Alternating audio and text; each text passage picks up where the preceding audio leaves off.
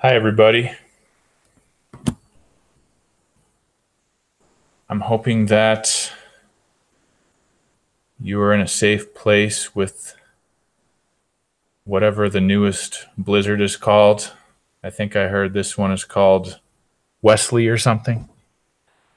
And it's too bad that you weren't able to get together and have kind of a shared collaboration on this first orientation of our Guatemala experience this summer. But I'm really excited that we're able to use technology to make this happen. My name is Steve Foster. I'm going to be collaborating with you throughout these next few months to do some learning around culture, language through a trip to Guatemala that I'm really excited to have you along with. Grateful for Casey and Maria and the folks at Thompson School District to collaborate in this opportunity. And I'm hoping that we can really make it into a meaningful experience for everybody involved and to accomplish the original goals and mission that we set out for, which we're going to kind of calibrate on what that is starting today. If for whatever reason you are not able to access this live, then it will be recorded and available for you from this point forward. And again, with the weather, there's always something, but it seems like in Colorado, I know that I'm based out of Durango, by the way. I grew up in Loveland, so I'm a product of Thompson schools. I went to Thompson Valley High School. So I know, being a Colorado native, that weather, how it is in Colorado, and even here in Durango, we do have different weather patterns here than in the Front Range, but it was also in the high 60s here yesterday, and we did get some weather today as well. Not, I don't think, to the degree that you guys are getting it, but yeah, we have some snow on the ground here in Durango. So I know all you got to do, like they say in Colorado, if you don't like the weather, is just wait a half an hour and it'll change. So anyways, I have a presentation that I wanted to share with you that'll just kind of frame this time that we have together. I'm expecting it to be around an hour, and there is going to be some opportunity for some question and answer. I don't like the chat function that well on Google Hangouts and YouTube, so I'll put up my phone number for text messages to be able to have some question and answer, as well as you can always send those by email. So I'll go ahead and put that up right now, actually. Let me do that. Share the screen. Put that over to this. Go up to the first. Okay. So, welcome. There's some pictures that have been gathered along the way. We'll get into some of the significance of various people in these pictures and various places. Just a couple of initial thoughts. This beautiful picture over here is Lake Atitlan, that if you haven't already taken a look at the weekend excursion, it's a really great, while still maintaining the focus on culture and language. It's a really serene place to be able to kind of release a little bit and relax in the middle of a really intense 2-week program. So I recommend it. It is a additional charge. I think it's $199. So, but well worth it. So please consider that, as well as a couple of the other. We have a volcano hike that we do. That's, I think, $35. And then there's also a trip to the Mayan ruins of Tikal at the end of the trip that would require you to get a slightly different return airline ticket as far as the dates go, because it is an extension on your typical dates. So yeah, we'll go over some of that as we go through as well. Here are the details related to question and answer. I will be monitoring my text as we go through, but I will not be monitoring my email until the end. So I'm happy to take a look at that and answer those as far as the email goes, but best chance to be able to kind of answer questions as we go is to be able to copy down that text message number. And in fact, I'm curious to know how many people are out there and who you all are. I've gotten some of the details from Casey as far as the four of you. But if you would be so kind as to send me a text just to introduce yourself, I think that would be great.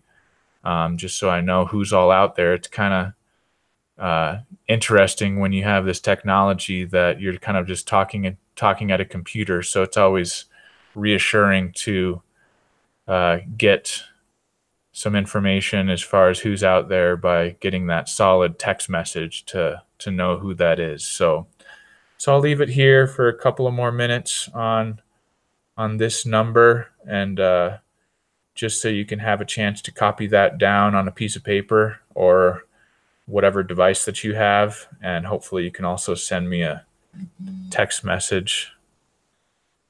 I just did get one from Maria. Glad to hear from you, Maria. I'm glad that you got the voicemail with the new link. I was mentioning on the voicemail to Maria that the link had to change because I was using the wrong version of YouTube Studio. So I was using the beta version instead of the classic version, which the beta version doesn't allow you to share screens. So, okay. Oh, okay. So also hearing from Casey and Paige. I know Paige from back in the swim club days in Loveland. I was in Loveland Swim Club. Swam with her brother, David. Anyways. And then Danielle, thank you. Good to hear from you. Also a Thompson Valley alum. Cool. Well, I'm excited. Okay, Laura Barthol from Thompson. Glad to have you along. Cool. All right, so I'm going to try not to compromise the integrity of these slides and of the presentation, but when it makes sense to be able to cut into some questions, if you've got something that pops in to your head, then please send it on over. Let's do this one first. So the agenda, and so if you see something on here that, you know, it might make more sense to ask a question at that time, then please do that. And then I will also, as you're sending over texts or whatever, I'll, make that judgment too, if it fits better to talk about something over the course of these different items. So we're going to do some introductions, not only about myself, about Spanish for Educators, about Guatemala, and also about this year's cohort, which, yes, it does encompass the 6 of you, but it also encompasses other people across the country. So we'll get into some of those details. I'm going to do a little pitch for some graduate credits that, depending on your position at Thompson, that may positively impact you to go for those grad credits, although there is a slight extra fee on that for the actual course credits through Western State University out of Gunnison. Some safety and health items, that is something that people will want to, they talk about in relation to Guatemala.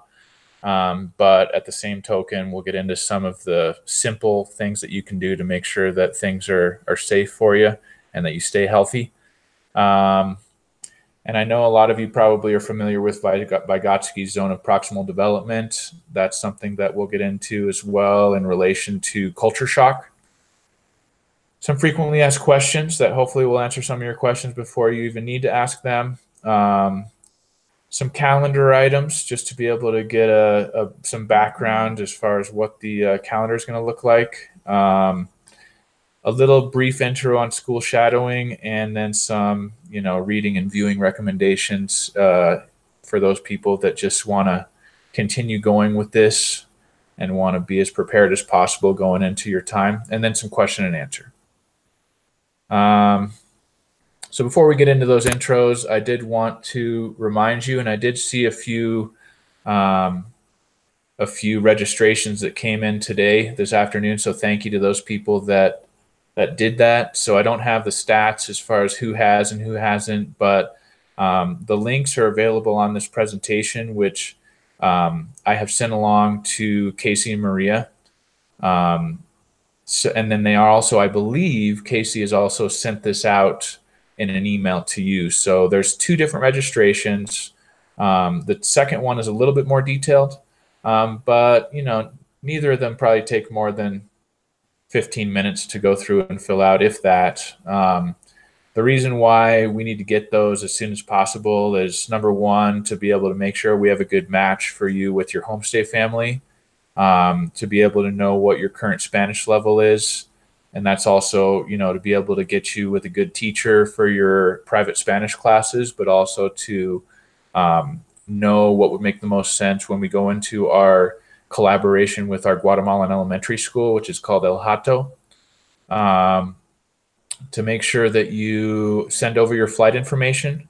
And if you do not have your flight information, that's not a big deal. That's okay. Those questions are optional, so it's not going to kick you out just because you don't answer those questions. You can always send those over to me at a later time. And then I have a little spreadsheet that I send along to our transportation person that does all the airport pickups. So yeah, that's another reason why it's helpful. And then also we are going to be sending out, I'm trying to get all this care package. So there's a t-shirt that I think, let me see if I can go back. Yeah, let me just do this real quick. So I don't know if you noticed, but here we go. So here's the t-shirt, Spanish for Educators. And then let me just get the book real quick, just 1 minute.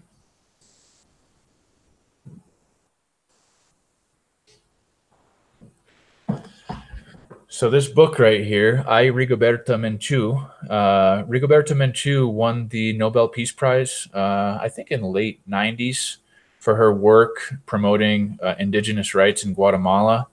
Amazing woman, incredible, and it also goes into a lot of the cultural and historic piece of the indigenous struggle and indigenous rights in Guatemala.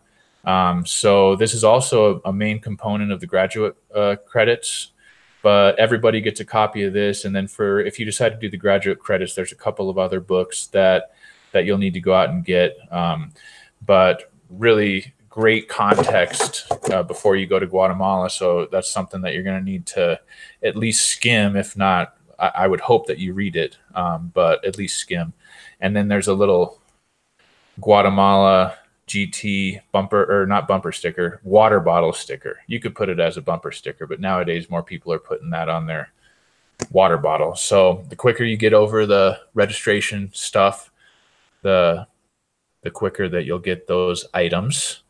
Let me go back to our screen share here. Okay. Cool. So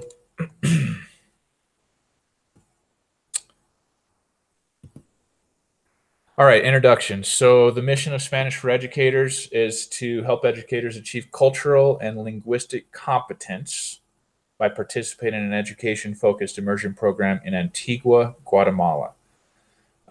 So little timeline. My first trip to Guatemala was in 1997. In 1999, I partnered with Global Visionaries as an adult chaperone to help high school students participate in a similar program. That program is still up and running. It's under a different name now. It's called Global Leaders, and it's under the direction of Joe Fontana, who I know a lot of you guys know, or maybe not, but he's based out of Fort Collins now, but he was a Thompson Valley social studies teacher, and then my brother and him started Global Visionaries to try to create an experience for high school students that was based on cultural competence and service. So I did that trip a few times. After my undergraduate in college, I started an organization called SpanishMedical.com, which was similar but for medical professionals. And then continued my work with Global Visionaries. I'm not sure where the rest of the timeline went here. Sorry about that. But 2014 was the first trip with Spanish for educators to Guatemala. And that also has some significance with your group because Dr. Maria Gabriel was one of the inspirations and influencers to be able to make that trip happen through Poudre School District in Fort Collins.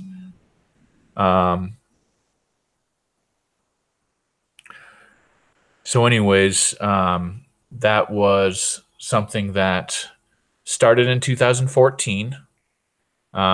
We have been doing a trip to Guatemala from 2014 to the present. So 2014, 15, 16, 17, 18, and then today, this year, 19 will be the 6th year that we will have gone to Guatemala with the trip with a cohort of teachers. So you guys are cohort number 6.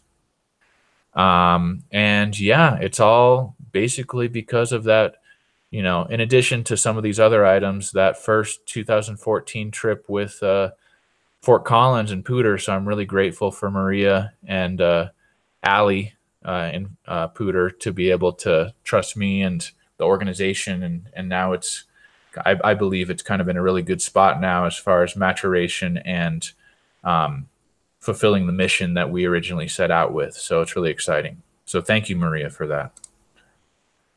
A little bit about myself. I'm currently the Social Studies Curriculum and Assessment Specialist, which is based out of the district office in Durango, Colorado. So I help support teachers K through 12 with social studies curriculum resources, as well as support around summative assessment.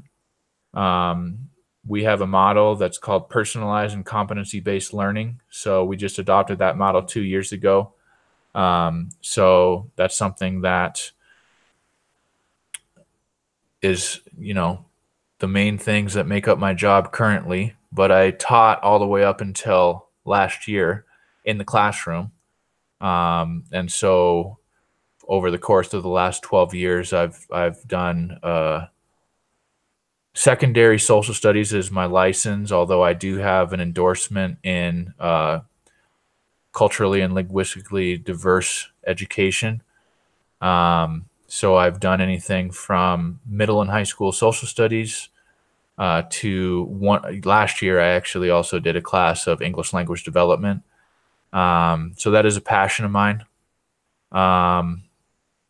My education is through the Colorado Becher Teacher Residency, which is, at the time when I went through it, was from the University of Denver. Now I believe it's through Adams State. And other than that, I got my undergrad in University of Tampa, Florida, which was BA in History and BS International Business. And like I mentioned, I'm a proud Thompson Valley Eagle alumnus. Go Eagles. Blanca Solares is the woman here. She's, I'm hoping, going to be one of your favorite people after July because she's just a really incredible human being. And since 2016, she's been a really integral part of our maturation of the program, the ability to, I feel, be in a really great spot with having a program that's driven really, I think, by Guatemalans. So there's a little bit of the statistics on Blanca. She does not only Spanish instruction, She does do Skype lessons. So we have had some people in the past that have um, done some, not FaceTime, Skype or WhatsApp lessons with Blanca. And that's been a really great addition as well. If you're looking to be able to take it above and beyond, I could set you up with, I think it's like $15, or if you get a packet of 10 hours, it's $14 an hour.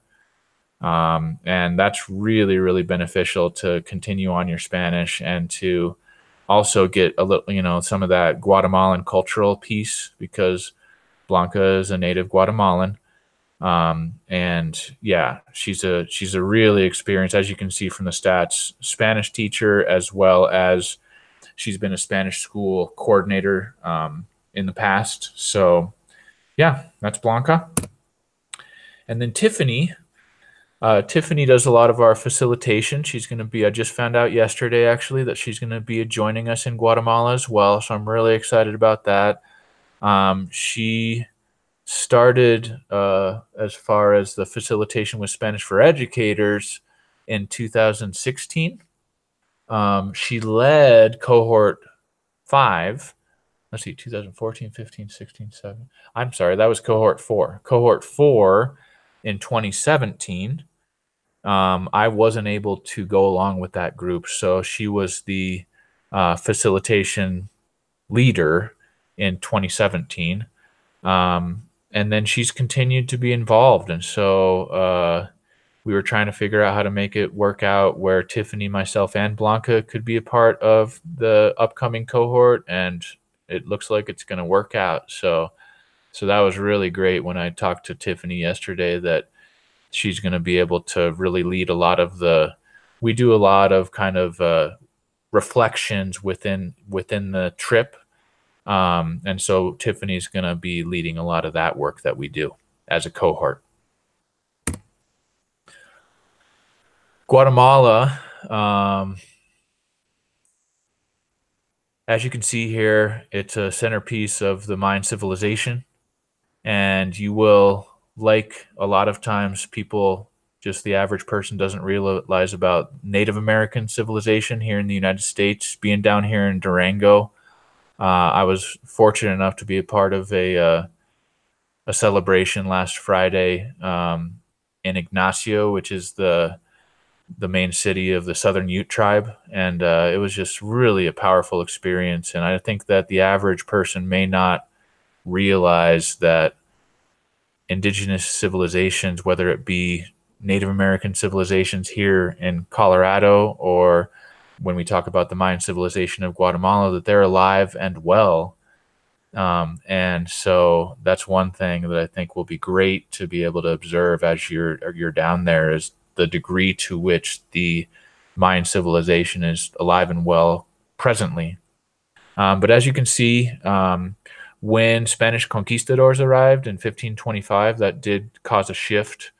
And that did definitely cause a shift of the power structure, and of the some of the injustices that we began to see were immediate. And so that's another thing that Rigoberta Menchú gets into in her book. Guatemala gained independence from Spain in 1821, and in between 1960 and 1996, there was a civil war, which was influenced greatly by the Central Intelligence Agency of the United States.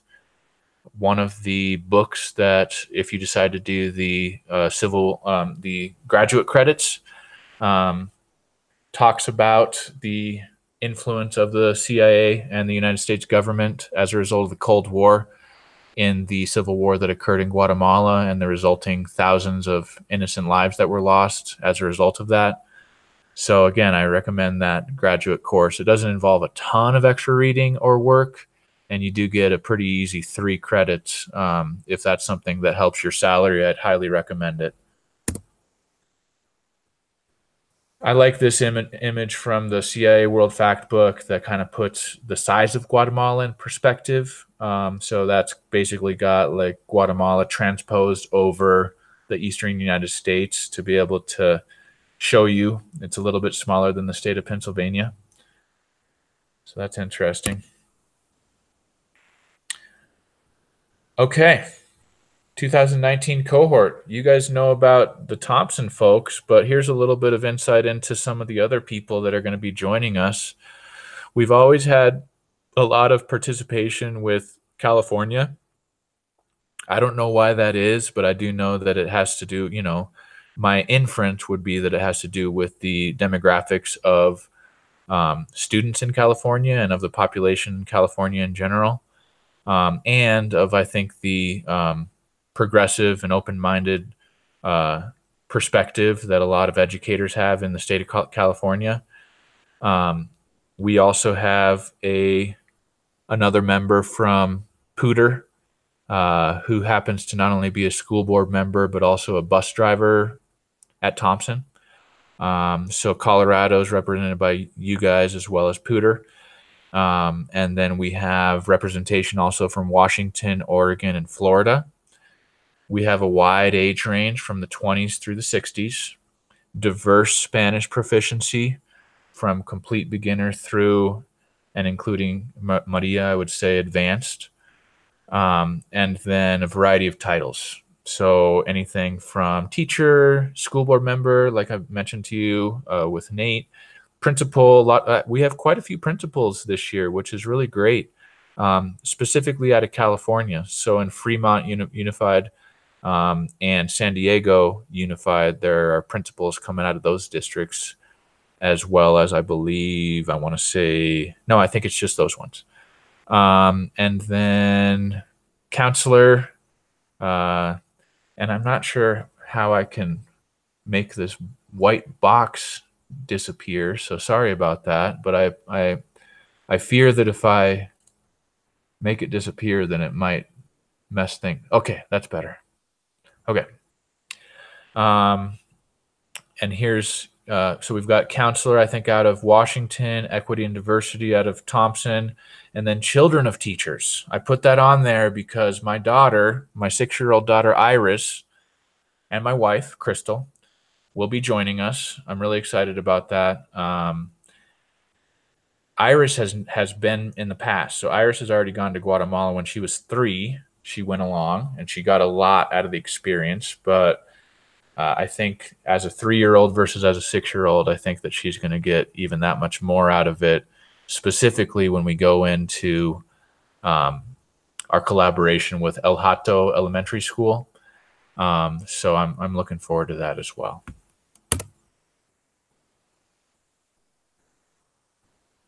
Okay, so, for the last few years, we've been creating this slideshow, and this is an interactive slideshow.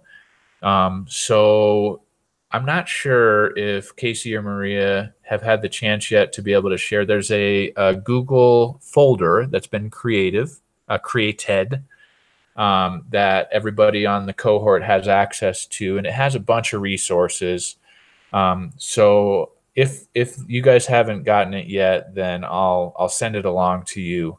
But one of the elements of that is this slideshow where you can put a little bit of information about yourself.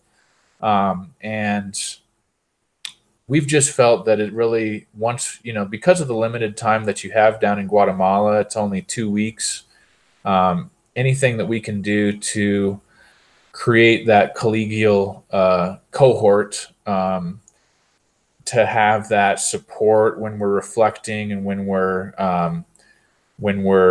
going through the experience together, I think is beneficial. So if you're able to take a couple minutes to be able to just complete a quick bulleted biography of yourself, then I think that would be really helpful. Although obviously not required, but that would be great if you could do that.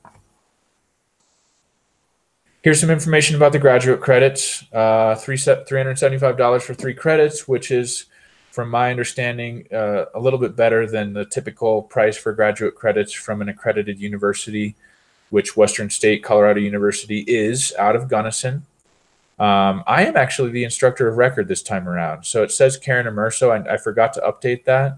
I went through the process of getting accredited as the instructor of record. So you'll actually be turning in all of your stuff to me. So that'll kind of help to streamline things a little bit. And like I mentioned, it's transferable towards salary increases as well as recertification. So if your license is coming up for relicensure, I think it's like every 5 or maybe, depending on what type of license you have, anywhere from every 2 to 10 years. That is something that you can use for that. But yeah, I'm happy to answer any questions that you have about that, either for the group or individually.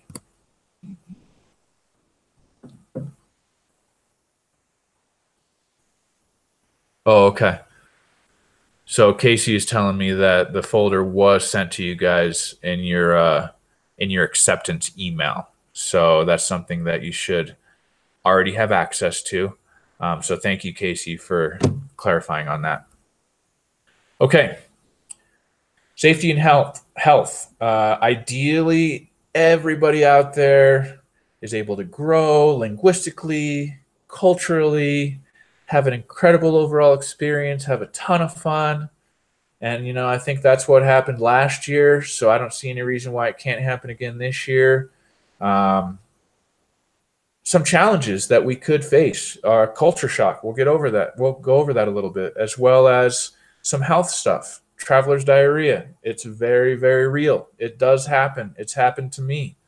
Other waterborne illnesses. It does happen. It's happened to me. It's not particularly pleasant. And so anything that we can do to try to be proactive to prevent that is great.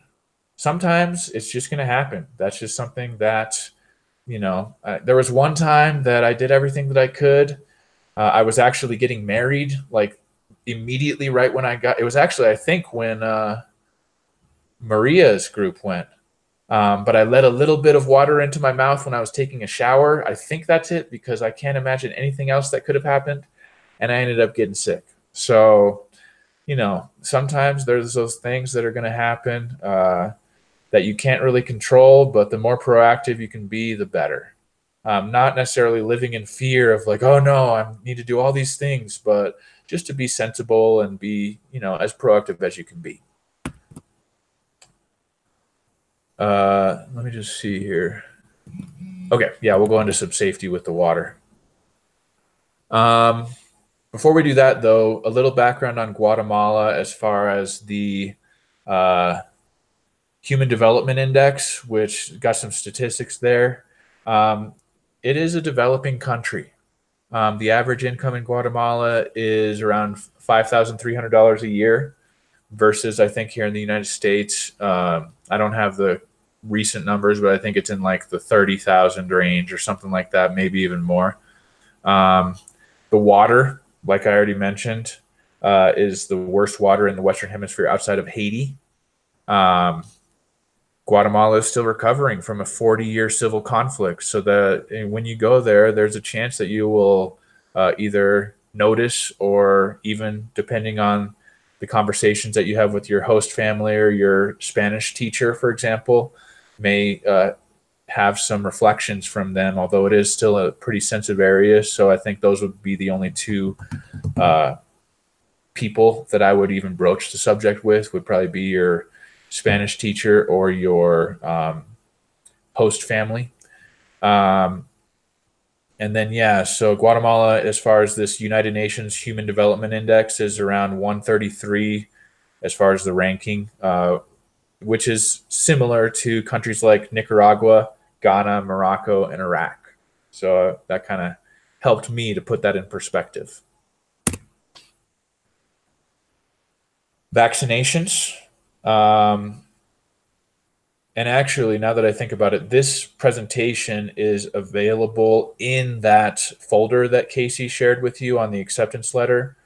So if you want to take a look at this recommendation from the CDC, let me just make sure that the link is still good. Yeah. So it's got some information on Guatemala, vaccinations, etc. One caveat that I would say in regards to that is that, there we go. Let me go back. There we go.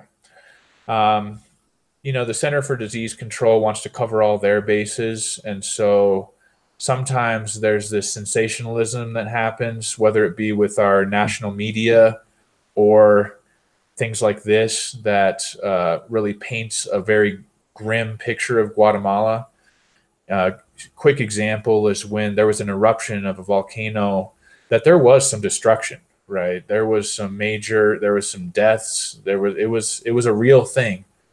But the media here in the United States painted it that the entire country of Guatemala had been wiped off the map.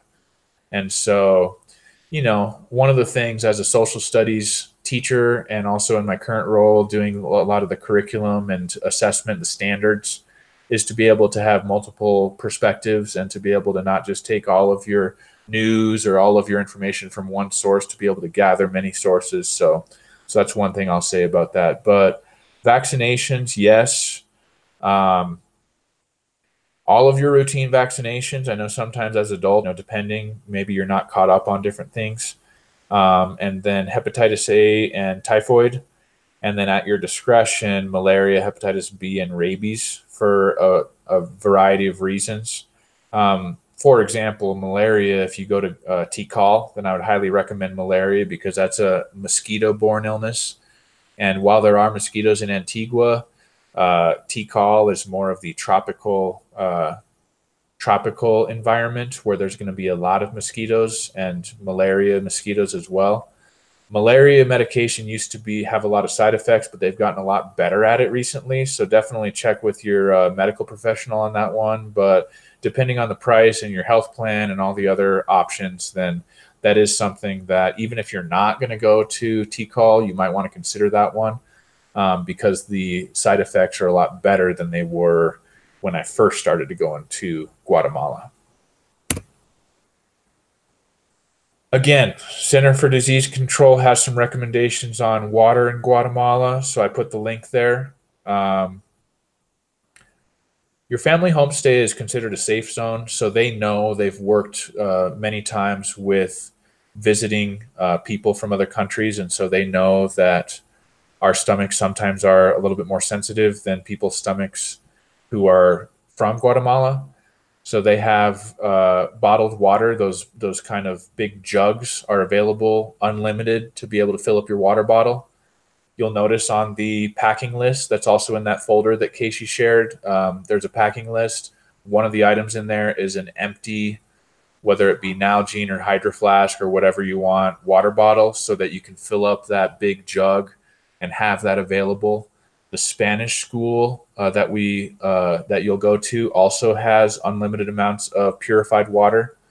If you go out to eat or drink, it never hurts to ask. One of the areas, Cafe Sky, that will have our first kind of gathering on Tuesday, that they know, and if it's a place that's frequented a lot by tourists, then they'll know not to, for example, like wash vegetables with something besides bottled water. But even if you have a salad and if it's a kind of an off the beaten path type of place, you might want to ask, if you order a salad, like, hey, are you going to wash this with purified water, or are you going to wash it with, tap water? And so typically they will wash it with purified water, but sometimes they won't. So personal safety. Going back to the water. I'm sorry, I forgot to mention one thing. When you're brushing teeth, highly recommend that you use your purified water, your water bottle, to be able to brush your teeth. I know it's a pain, but it is something that I've had people that have used the sink to brush their teeth, and that water will get on your toothbrush, and that's something that could be the reason why you'll end up getting sick. So just to be safe over the course of 2 weeks, I highly recommend that you use your water bottle to brush your teeth, kind of like when you go out camping or whatever, because there is a chance that if you use that tap water, then it'll get on your toothbrush, and that's going to be a reason you're going to get sick. So and then other than that, like I mentioned, when you're in the shower, it doesn't hurt to be at least cognizant of keeping your mouth closed so you're not letting that water get in to your mouth while you're in the shower. That's the other thing that I've noticed over the years.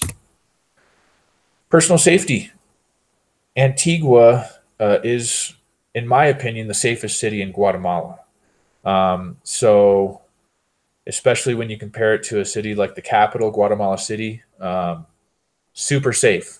They have their own branch of the police, which is dedicated to tourists. So if you're we'll do a little walking tour on the first day where we'll go by Parque Central, which is the main park. And you'll notice some people, I'll point them out, that are kind of dedicated to the health and safety of tourists. They realize the importance of tourism for their economy. So they're going to do all they can to be able to make sure that it's a safe space for tourists. With that said, if I'm out, a certain time of night in Denver, then I'm not going to feel safe. And I lived in Denver for 12 years. And if you're out downtown, after hours, or if you're off the beaten path, then there's a good chance that something is going to happen to you. So it's just like that, in many cities throughout the United States, as it is in Antigua. So common sense really does go a long ways with safety. I'll give you guys the number of it's called a tuk-tuk driver, which is those little golf carts that is kind of like a taxi, but it's cheaper. They do have taxis, but nowadays most people get around by tuk-tuk, as far as like getting a kind of like the Uber or the Lyft of Guatemala, I guess. So I'll give you a couple numbers of some people that we know are trustworthy, so that if you are, out at night, etc., then you can, make sure that you can get a ride home that way. You can, even if it only is, a half mile or whatever, it probably would be best. And then also, please, if you are traveling, if you're around, please don't travel alone at night. I wouldn't recommend late night outings at all, as far as like, you guys are all adults, so that's something that you have the right to do. But at the same time, like, I think it was my grandma that told me one time that, past 2 o'clock in the morning, there's not a lot of good things that are going to happen. So, and then also wearing flashy jewelry or kind of having your smartphone out. I had one participant one time, this was several years ago, but I think it was in 2015. It wasn't the Fort Collins group, but she was out. She wanted to do her jogging in the morning. And so it was kind of an early morning jog. And she was out in this really beautiful area, but it was kind of off the beaten path. And she saw something, I forget what, that was really pretty, that she pulled out her iPhone and she started taking a bunch of pictures of. And she was by herself going on this early morning jog with her iPhone. And so unfortunately, it was somebody came along and took that iPhone from her. But she, reflecting on it, she's like, yeah, it was stupid. I shouldn't have done that. Like, it's one thing to go out on a jog in the early morning. I get that. But just to leave the iPhone and the jewelry at home, I think that would probably be a good idea. So we're going to move on to culture shock, and in the context of Vygotsky's zone of proximal development. One of the things about this trip is to get out of your comfort zone, to take some risks. And with that said, you don't want to get in your danger zone. I think we've all probably been in there as an educator, especially maybe those first couple years as an educator, where it just gets so intense and so much that you're in your danger zone. And that's where the growth and the learning regresses and where it doesn't happen. So if you can take some risks and be out of your comfort zone, that's where your learning happens. So this is kind of a key. I don't want to preach to the choir here, because I know a lot of you guys probably know about this, and I don't want to have some overkill in regards to this, but just keep that in mind as you're going through this experience to get into that risk zone, to get into that learning zone, to challenge yourself. One of the rules that we have communicated to our host families, sometimes our host families do have people from other groups besides Spanish for Educators, but we say, if you're going to do that, please respect some of these rules, and especially speak Spanish only during meals. We've also requested that our host families sit with all of our participants during meals. So you're going to be speaking Spanish, even for those people out there that are not, maybe elementary Spanish speakers, take some risks, speak some Spanish. My mom went along when I had Iris along the first time. My mom went along with that cohort, and she had zero Spanish. I know a lot of you guys, through your participation in Casey's class, have at least some background in Spanish, which is great. But my mom had zero. And, we were speaking Spanish at every meal, and she was super quiet because she didn't really understand a lot. But she reflected later on that, it was really important to be in that risk zone and that learning zone, because by the end of her experience, she was able to she wasn't necessarily able to verbalize what she wanted to say in Spanish, but she was keeping track of the conversation. So all those little celebrations are really important. So that was really cool to hear from my mom, because she's also a retired teacher from Thompson. She taught at Sarah Milner. I think maybe Paige might have had her. I'm not sure. But anyways, that was cool to hear her perspective on that, even though the main reason why she went along was to kind of look after Iris. So that was cool that she was able to get that out of it. Okay, moving on to frequently asked questions. Packing. There is a packing list on the folder, so that's going to be your number one resource as far as that goes. But a couple of things in regards to that. Antigua is at high altitude, not as high as here in Colorado.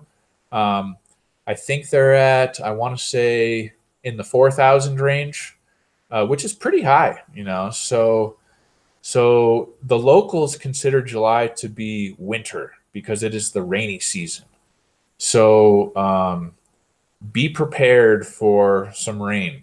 I'm going to knock on wood here, because we've been so lucky unfortunately, I think a lot of it's due to climate change, but it's actually been what's considered the canicula, which is like the period of dry in between the rainy season.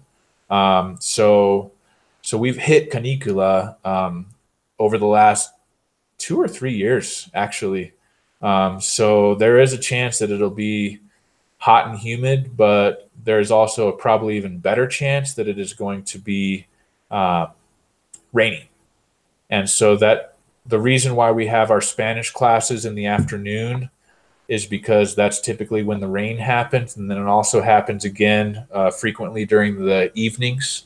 So chances are that when you're taking your Spanish classes in the afternoon, as well as when you're at your host family in the evenings, or depending on if we have an activity in the evenings, you're going to need to have that, maybe a portable umbrella, but definitely a raincoat. So make sure you pack your rain jacket, because you're going to need it. Well, maybe. Hopefully you don't, but there's a really good chance you're going to need it. Money. Depending on your bank, it's always different. So my bank, you got to call them ahead of time and let them know. Otherwise, they tag it as fraud. They really take that seriously. So as soon as they see that you've used a card for an ATM in Guatemala, they automatically think fraud. So just make sure to call your bank ahead of time to let them know that you're going to be traveling. I don't know if it would make sense to call them right now, because it's still a little bit in advance, but maybe they probably, with technology, they can probably just put a little flag in your account and it'll be good. So my recommendation, and this is mainly for spending money, because most everything is covered within the program. So this is mainly in regards to spending money. On Sunday, in between the 2 weeks, the host families do take a break from providing meals on Sundays. So you will get, a little snack or a light sandwich or something, depending on when you arrive on the first Sunday from the United States. But on the middle Sunday, that's something that you will need to go out and get meals for. So that's the only money that you're really going to need from the context of kind of the day-to-day. But as far as spending money, there's so many amazing things as far as different artifacts. And, if a lot of people have gone with their entire, Christmas shopping list, and they'll take care of that. So it depends on what you're interested for as far as that goes. But I would recommend that you exchange United States cash at the bank on that first Monday. We will be doing a city tour of Antigua on that first Monday. One of our stops is the Parque Central. At Parque Central, one of the stops on our tour will be to visit the bank, the teller, as well as the ATM. So depending on what your bank says as far as a service fee, sometimes they'll have a exchange fee. It just, nowadays there's so many fees, it's hard to keep track of all of them. But yeah. So what I've found that works best is to just bring American money. You can exchange up to $200 on that first Monday, and then if you need to go back again afterwards, either Blanca, Tiffany, myself, we can always accompany if that's something that you need. And just to be able to have a travel fanny pack belt, like one of those, it's like called a travel belt, but it kind of looks like a really skimpy fanny pack that you put inside your clothes. And that way, since you are carrying around $200, it's, fairly safe. And also that's how I carry my passport when I need to have my passport. But other than that, your passport is available to be stored in your host family. So I usually don't carry my passport around, but the packing list does have, that's kind of off topic, but it does have recommendations on bringing a color copy of your passport that you can have with you so that you don't need to bring the actual thing around. But on money, call your bank. They'll be able to fill you in. ATMs might be the best option, or bringing cash to be able to exchange. So gifts on the frequently asked questions. This is small. This is something very small. It could be, I know in Fort Collins and Loveland, you guys are known for breweries, or Loveland is known as the Sweetheart City. My mom always sends me like something that has the Valentine's poem on it, something related to the artistic, how Loveland is known as the artistic center of, the different, although sometimes that can get a little pricey. So don't do that because that can get pricey. Something small, some people will bring something, and this is for your homestay family, mother, as well as your Spanish instructor. It is recommended to bring a small gift, something that they can remember you by, that has a personal significance with you. If you are a triathlete, something related to some triathlon that you've done, or, I have a swimming background, so maybe something related to, I don't know.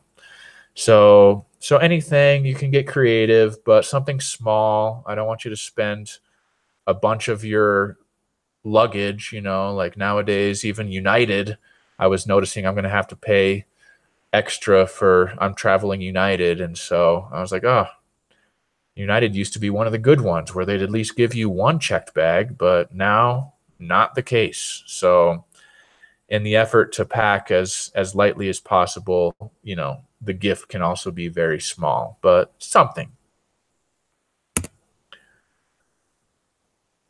Guatemala is, at least during our current, I think it's daylight standard time, is the same time as Colorado. So Guatemala and Colorado are currently the same. During daylight savings time, Guatemala smartly decided to not observe daylight savings time. So during that time, they are 1 hour ahead of us. So I actually ran into that the hard way through one of my one of my conversations with Blanca. We talk periodically over WhatsApp, and I called, and she's like, that this isn't the same time as in Guatemala. I'm like, oh, okay. Sorry about that. So other than that, in Antigua, they do have a gym. I mean, most of Guatemala doesn't have these things, but in Antigua, it's, it's, like I said, it's, in my opinion, the safest city in Guatemala, and they really do cater to the tourists. So a lot of times they do have this stuff in Antigua, but in Guatemala as a whole, it's not something where you're going to have gyms all over the place and Starbucks all over the place, and some of those elements of developing versus developed country. Homestay living, you may have a roommate, one roommate. You will most likely be sharing a bathroom. But we do have some elements that we've in our agreement with our families where we try not to have more than, for example, it won't be more than 4 people sharing a bathroom, and it won't be more than 2 people sharing a room, and you will get your own bed. So those are the maximums, but a lot of times it is better than that. But that's kind of the agreement that we have with our families is 2 people to share a room with each with their own bed, and 4 people to share a bathroom. So, okay, calendar.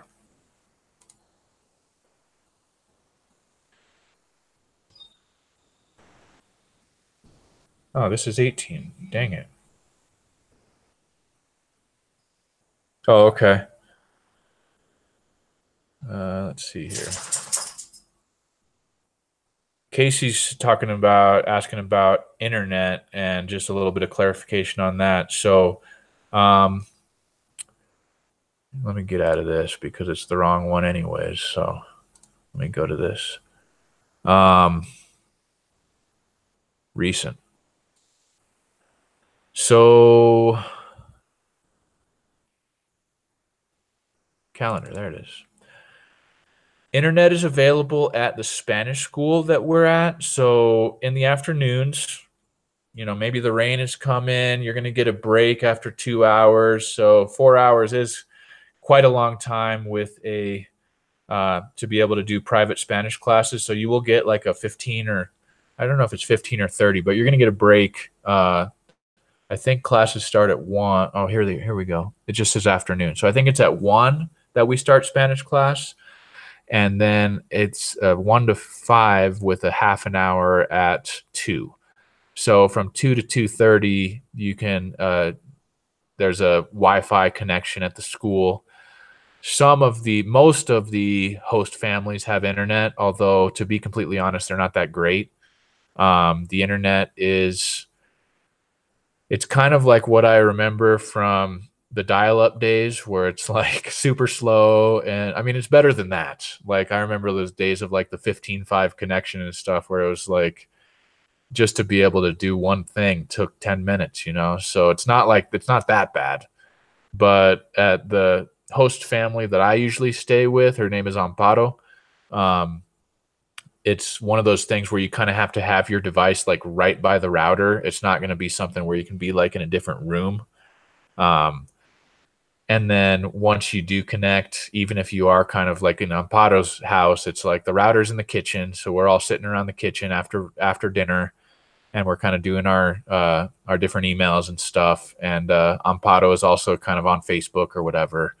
And that's also a good opportunity to talk to your host family if that's the situation there.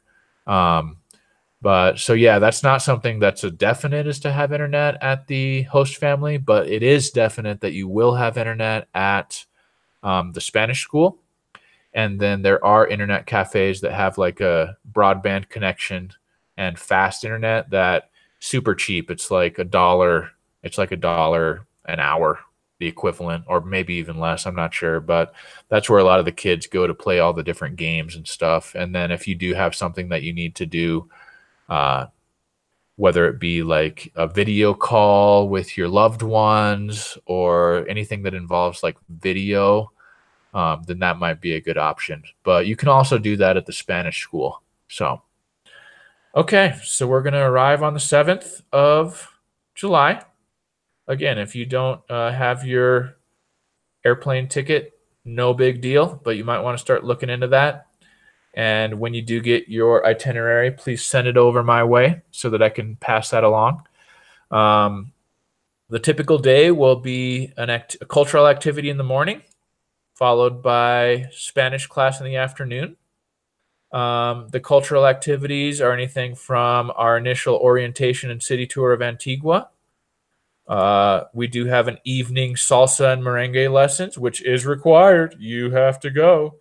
No, you don't really have to, but it's a lot of fun, and that's kind of getting out of your comfort zone to be able to do it. It is something that, I would hope that you'd be able to go to that. I know some people are a little bit, that's out of their comfort zone. I am not a dancer. My wife is a huge dancer, but not me. So that's something that it's a lot of fun, and it's a learning experience, and it's a cultural thing too. So, and then we've got a visit to a coffee. It's not even a coffee plantation. We actually go to a guy it's just one guy that has a coffee farm. So it's a really authentic experience. We used to go to a coffee plantation that was a little bit bigger, and but this guy, he just works with like one cafe in like Oregon, and he sends all of his coffee to that one cafe.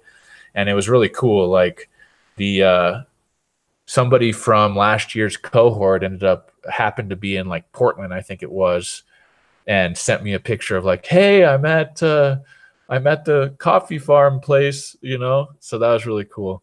And then let's see here. We've got the other element that you'll see are these Guatemalan school visits. So that is El Hato, the pre-K through sixth grade school that we're so happy and grateful to be in collaboration with. It's just a really special community, and we'll get a little bit more into the details for our second orientation session as far as what that's going to look like, who your collaborating teacher is going to be. But real quick, there is a donation that's going to be going, an in-kind donation that will go out to your collaborating teacher at El Hato, as well as the administration at El Hato for materials.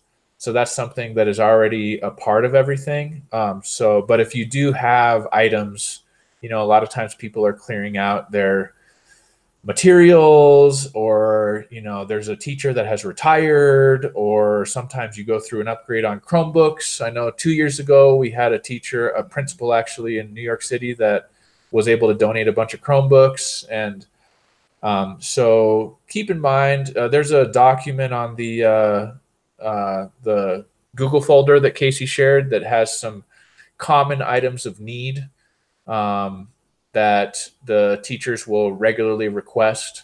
So if you have any of those, there's a space for you to be able to note down what you're planning on bringing.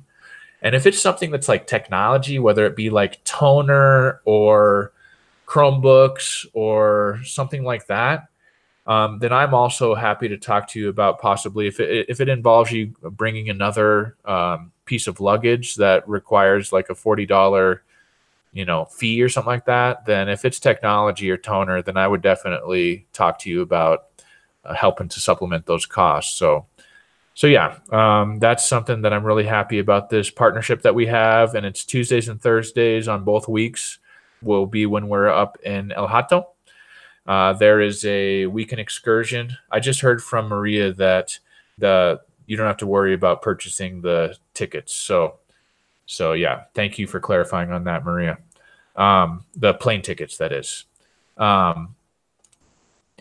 Weekend excursion to Lake Atitlan, that is something that you're going to need to decide if that's something that you'd like to do as well. It does involve an extra fee, but again, highly recommended.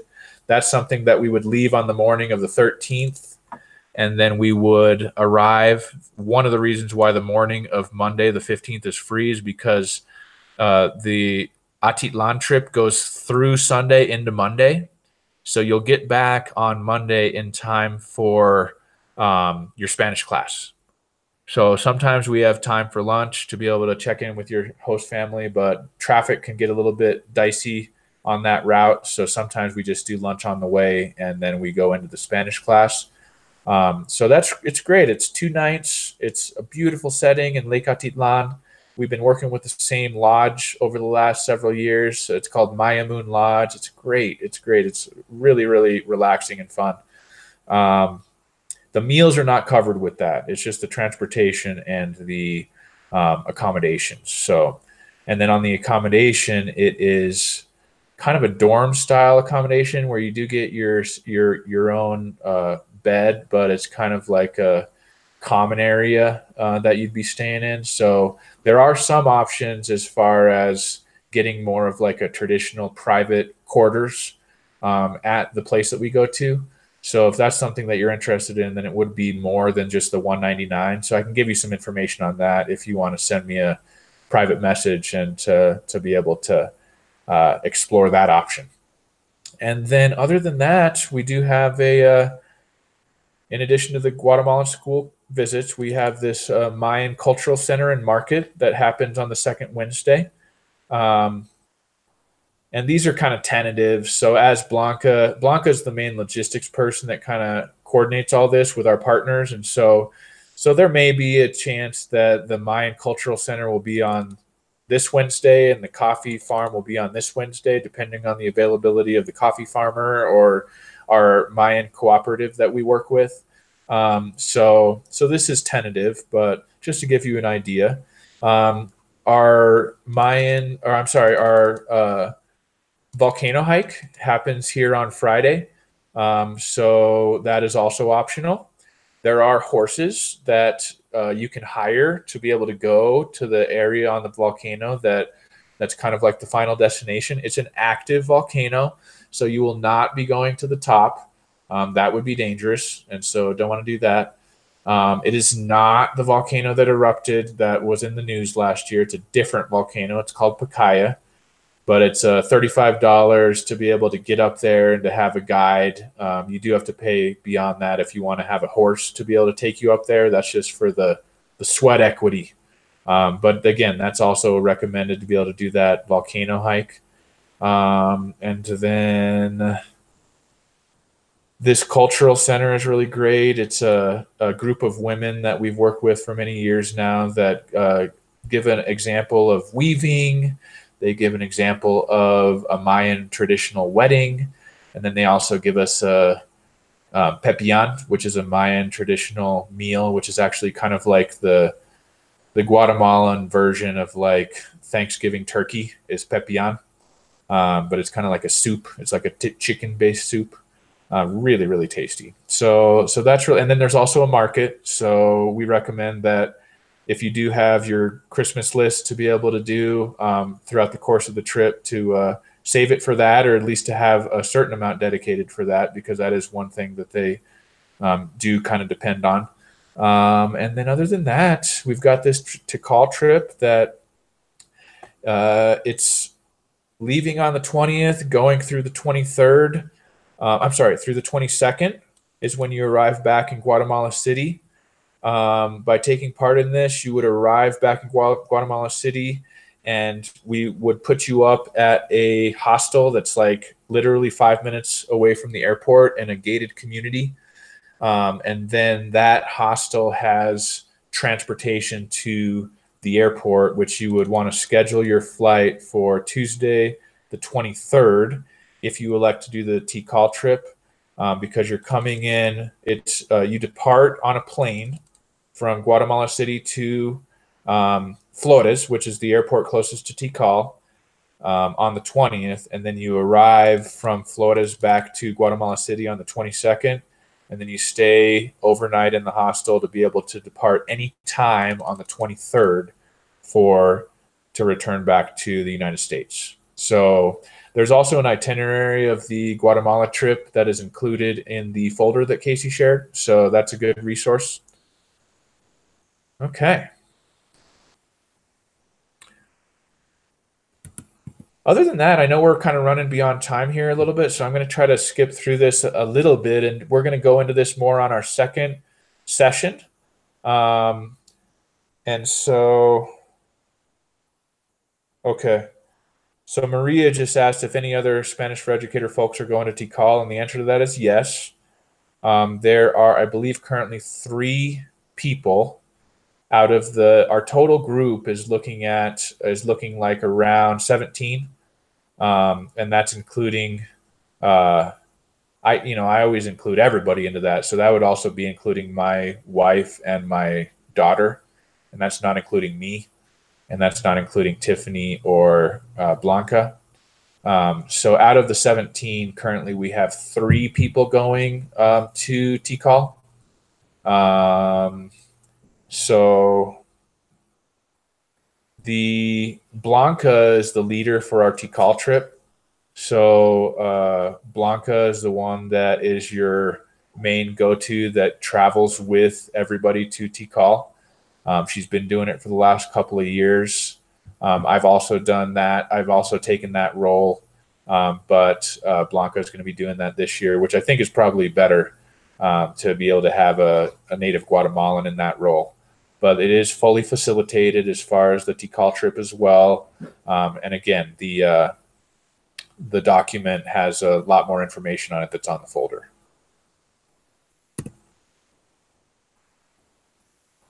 School shadowing. I've already kind of touched on this as far as El Hato, and it's such a special community. It's such a great experience, and I just have complete confidence that it's going to be a really great opportunity for collaboration for you.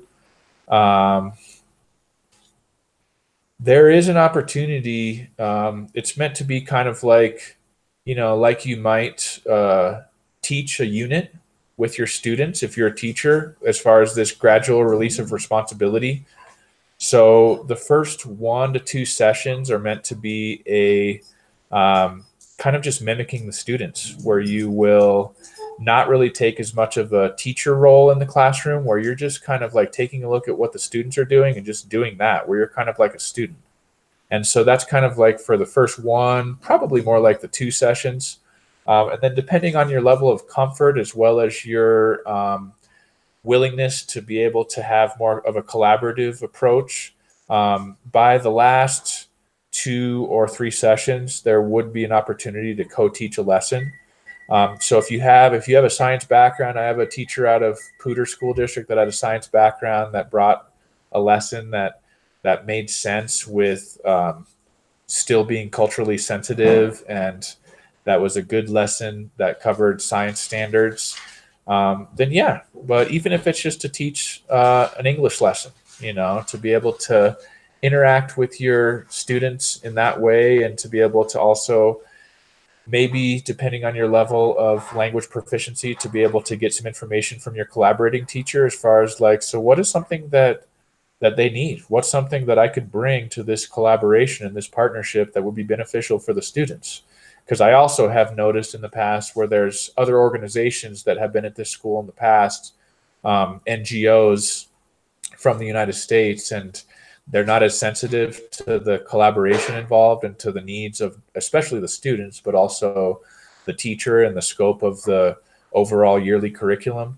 So I would say that that's also a good opportunity to, instead of having your heart set, maybe bring something that you really are interested in teaching, but also, be cognizant to that as far as being collaborative, as far as what it is that the kids need, as well as what the teacher needs, as far as that goes. So there are some teachers that we've worked with in the past that don't necessarily feel comfortable in releasing their classroom. And so I'm sure that we can all empathize with that, as far as in the past, where you have somebody that comes in to do an observation or whatever, and it's not where you're necessarily, I know where I'm not necessarily willing to like say, okay, come on up here and teach a lesson.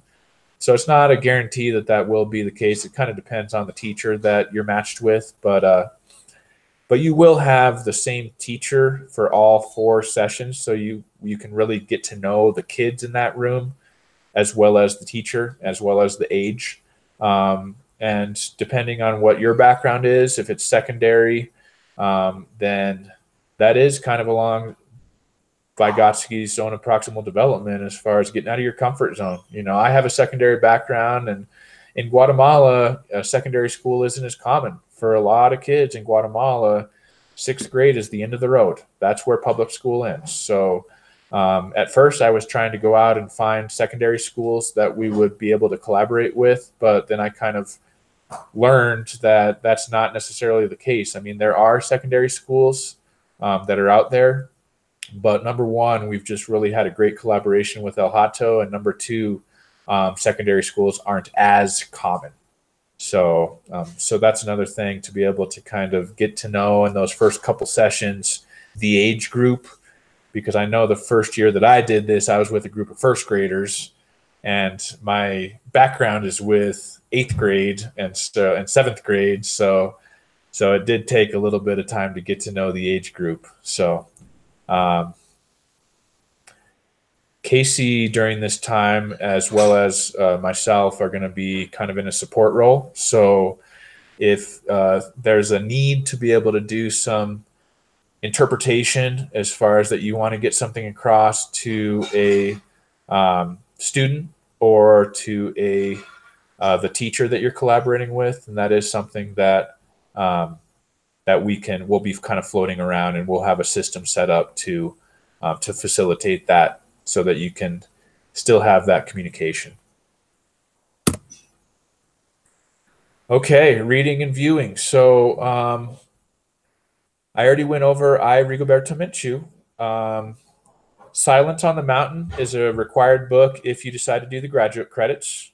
Bitter Fruit is a similar slant on, it kind of goes into what the author is calling the American coup in Guatemala, which I would actually agree with. And then there's also a required book that is called The Rough Guide to Guatemala, which is kind of more of a tour book. And to be honest, I mean, it says required on the syllabus, but you know, it's not, it's more for your benefit as a traveler than for the context of I mean, there's some good cultural stuff in there, but yeah, it's a good book to have. But that's all on the syllabus. That's also on I believe it's on the shared folder that Casey shared with you. There are some documentaries that are really, really great that I would highly recommend, and especially if you're doing the graduate credits. It says those two, La Camioneta as well as Living on $1, are available on Netflix streaming. I can't guarantee that because Netflix, as you know, they always change things around. But nowadays, you can always probably find it on YouTube, although it might not be the best version, and it might not be within the realm of the copyright laws. So pay attention to that if that's something that is important to you. But When the Mountains Tremble is actually based on Rigoberta Menchú, and so it features her in that documentary. So that would be a really great one. And then La Camioneta is a really interesting one. It's about a bus. It's kind of from the perspective of a bus, because what happens is that when school buses in the U.S. fail emissions tests, then they end up putting it up for an auction.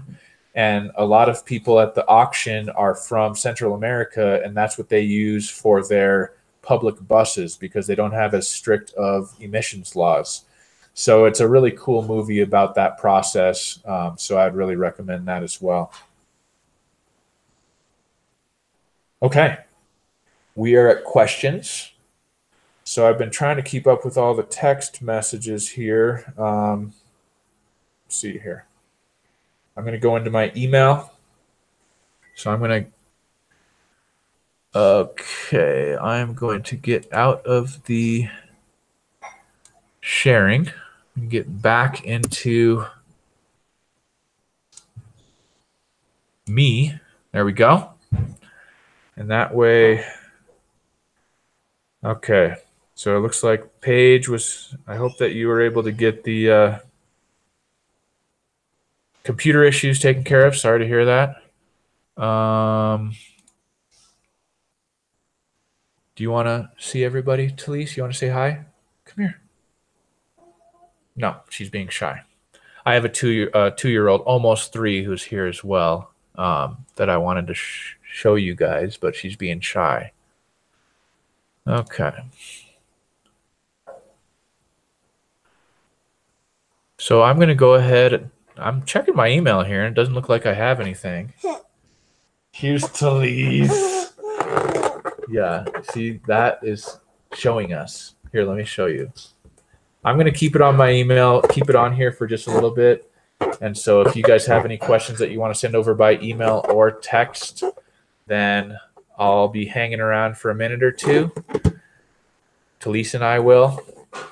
But other than that, I wanted to thank you guys for your time. I know it went over by, about 20 minutes. So sorry about that, but I think it was useful information. We will be having another calendar or another orientation session. So let me just check my calendar here for the dates on that. Calendar. I want to say May 4th. Let me just check here. Found a balloon. Yeah. Oh, May 3rd. May 3rd. I found a balloon. You found a balloon? No. It's Daddy's favorite color. So May 3rd, Friday, May 3rd, and I'll send you a reminder beforehand, but 7 o'clock Mountain Time, 7 o'clock Guatemala time. So if you could do everything you could to be available for that. Other than that, looks like it is still snowing here in Durango. I hope that you guys are not getting swallowed up by this blizzard. And if you are, I hope they decide to cancel school and you get a snow day so you can go sledding or do whatever you want to relax and enjoy the blizzard. So other than that, I think I'm going to go ahead and sign off here, but I wanted to thank you guys, and I'm really looking forward to July. I'm looking forward to our next orientation session, and if you have any questions in the meanwhile, you can always send those over to me by email. And thanks, guys. See you later.